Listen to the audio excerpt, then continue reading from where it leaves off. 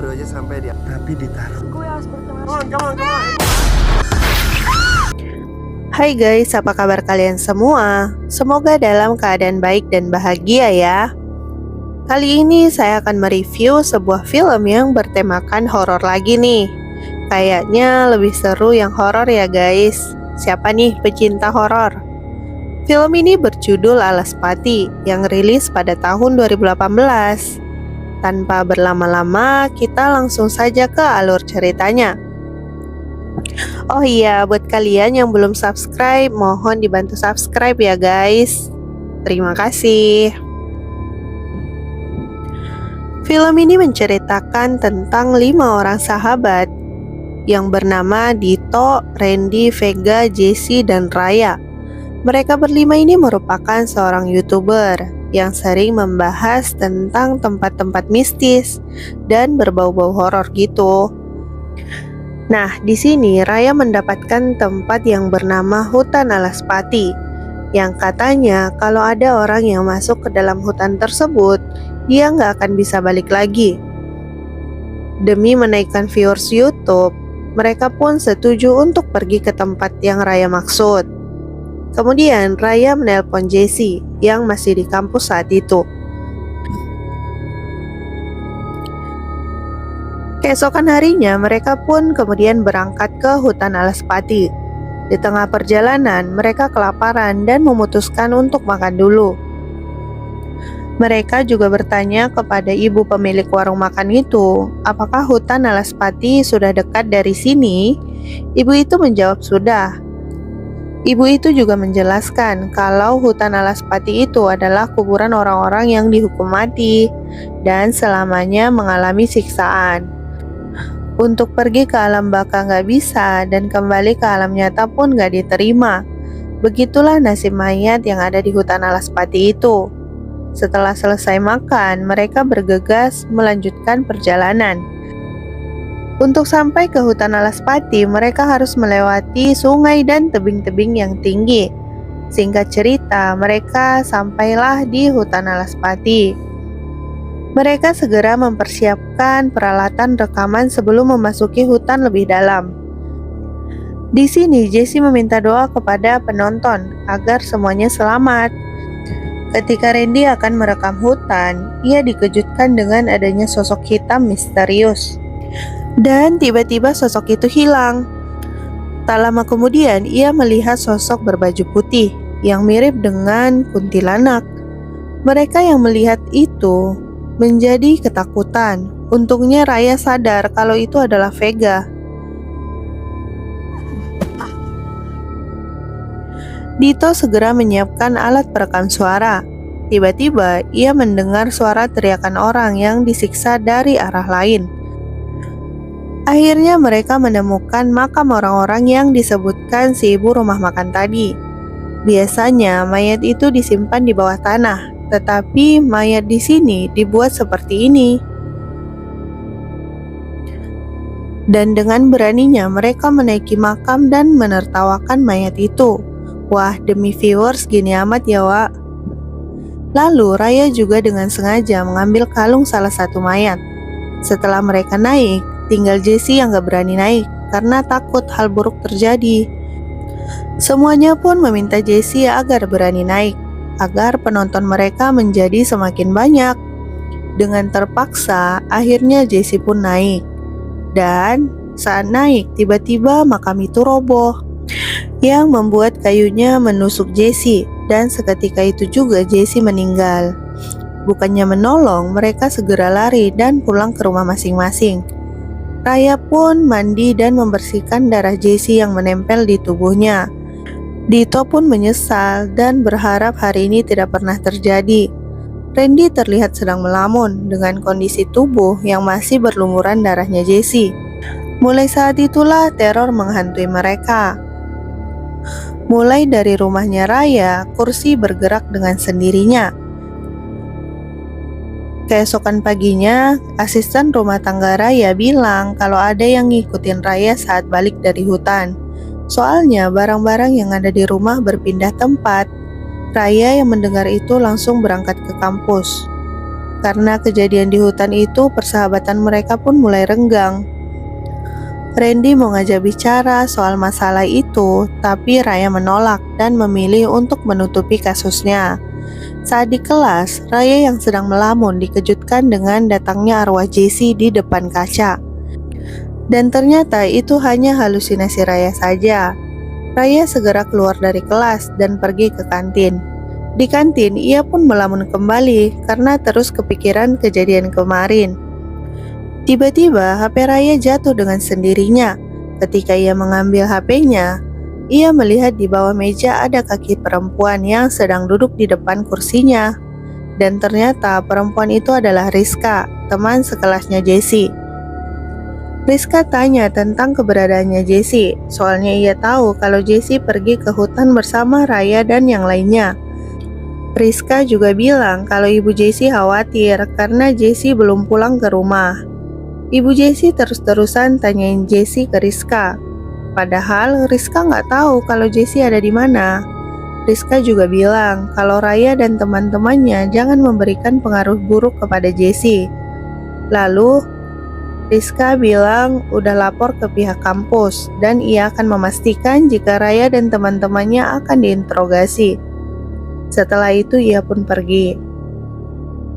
Scene berpindah kepada Randy yang sedang berada di kafe tempat mereka biasa nongkrong. Tapi sekarang teman-temannya tidak datang lagi dan ia merasa kesepian. Di kafe itu ia juga melihat perempuan yang ada di depannya sangat mirip dengan Jessie. Dan ternyata itu hanya halusinasinya saja.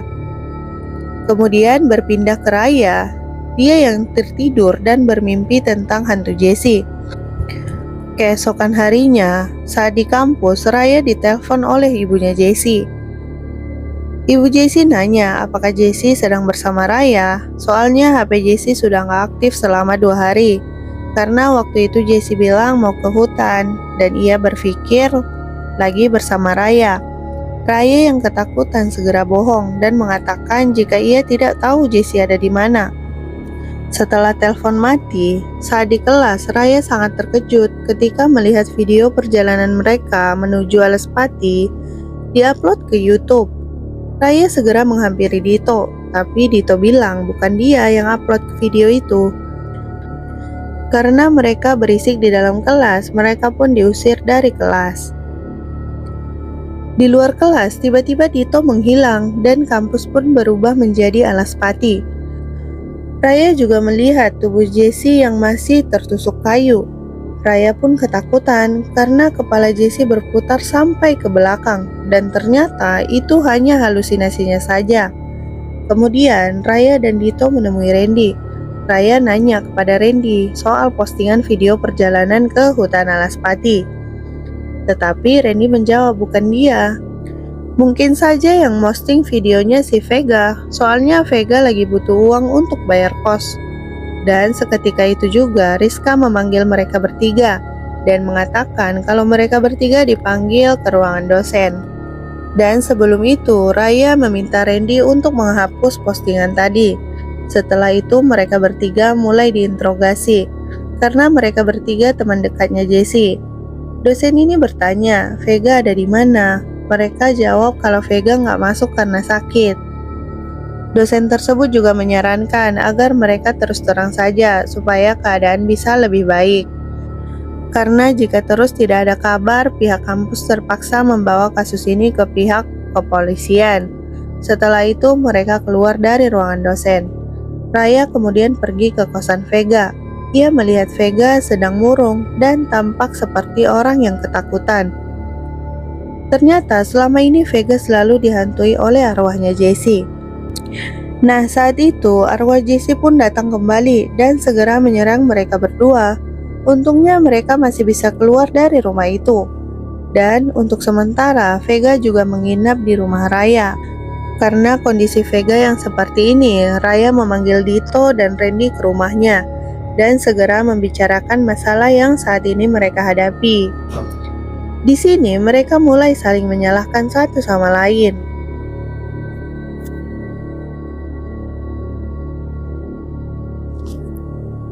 Di tengah perdebatan itu, Vega tiba-tiba teriak dan Vega pergi masuk ke kamar. Saat di kamar, Vega diteror kembali oleh arwahnya Jessie, sehingga ia kerasukan. Vega yang dirasuki itu pun mendatangi Raya dan mencoba menghantui Raya. Tiba-tiba Vega pun terbang dan terjatuh dengan keras ke meja. Sesadarnya, ia sangat ketakutan hingga akhirnya ia kabur dari rumah Raya malam itu juga. Namun dia tidak tahu mau pergi kemana. Raya yang mengejarnya pun kehilangan jejak dan ia kembali masuk ke dalam rumah. Di sisi lain, Jessie kembali menghantui Randy. Randy yang sudah ketakutan segera pergi menyelamatkan diri. Vega yang sudah sangat terbebani oleh semua teror ini dan ia merasa sudah tidak kuat lagi. Ia pun memutuskan untuk bunuh diri dengan loncat dari atas gedung. Keesokan paginya, mereka melihat Vega sudah tak bernyawa lagi. Mereka semakin ketakutan dan tidak mau bernasib sama seperti Vega. Setiap hari teror makin menjadi-jadi, terutama kepada Raya. Begitu banyak teror mengerikan yang menghantuinya, seperti penampakan terjatuh dari lantai atas, sehingga menembus kaca yang tajam, hingga kecelakaan mobil yang mengakibatkan ia tenggelam ke dalam danau. Untungnya, ia kuat mendobrak pintu mobil dari dalam air, sehingga ia bisa naik ke daratan. Raya menelpon Randy. Ia mengatakan jika mereka harus menyelesaikan semua masalah ini. Akhirnya, mereka bertiga yang masih tersisa datang kembali ke hutan Alaspati untuk menguburkan Jessie secara layak. Mereka pun siap mengaku sejujur-jujurnya jika ada yang bertanya soal Jessie. Dan mereka akan menerima segala resikonya. Setidaknya, dengan melakukan ini, arwah Jessie menjadi lebih tenang.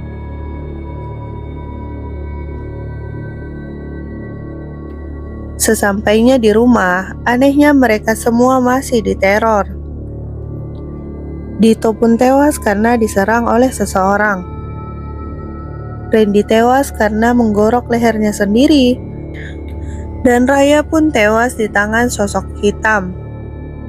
Nah, sepertinya mereka bertiga ini dibunuh oleh sosok hitam penunggu Alaspati, guys. Soalnya mereka kan udah lancang mengganggu tempatnya.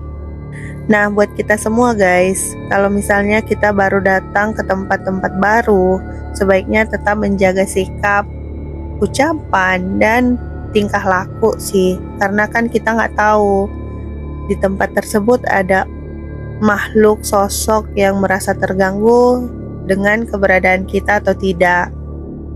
Nah, itu aja sih guys, semoga kalian suka dengan filmnya dan salam hangat dari saya. Terima kasih, bye-bye.